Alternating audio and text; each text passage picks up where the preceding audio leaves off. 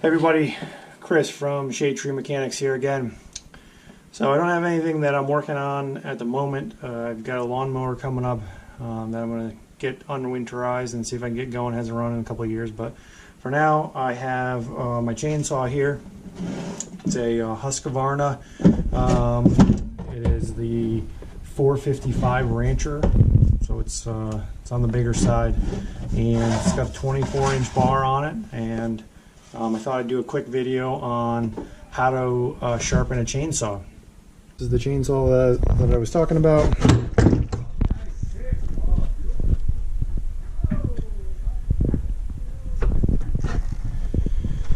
So one of the important things to remember when you need to sharpen your chainsaw is obviously you need to get a file that matches the size of your chain. It's pretty simple to do that.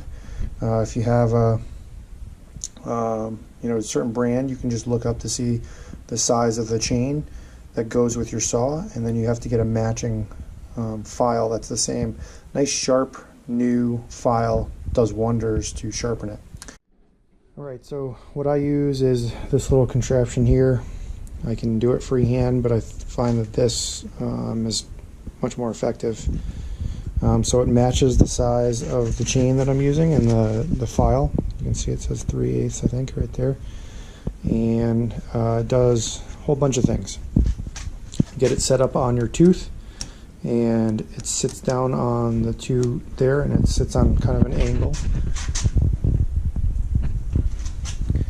And you run your file on both of these rollers here, and it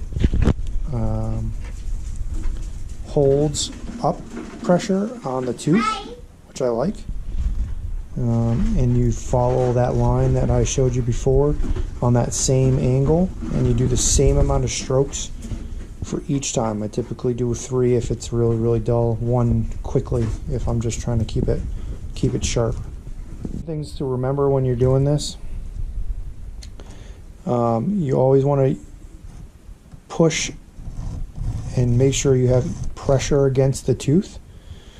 You also want to never forget, especially if you're doing a sharpen and not just a maintain, because a lot of times it's easy to run one little stroke on the teeth before you use it to keep it sharp.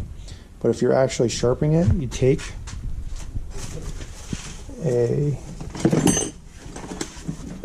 flat file like this, and a lot of people skip this step and it makes a huge difference. This has little holes to use, and I don't use them. I don't find it to be, but the same amount of strokes that you do on your tooth, you should use on the very front here, on this thing right here.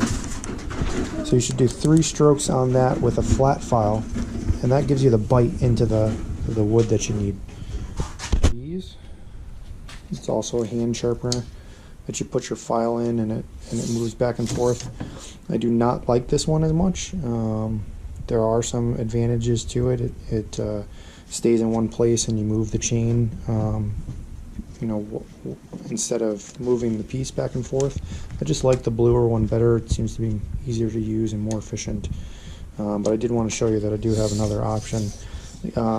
Again, I go back to the fact that you can do it freehand, and probably skilled professionals will do it all the time. It's pretty easy for them, but didn't cut on the teeth.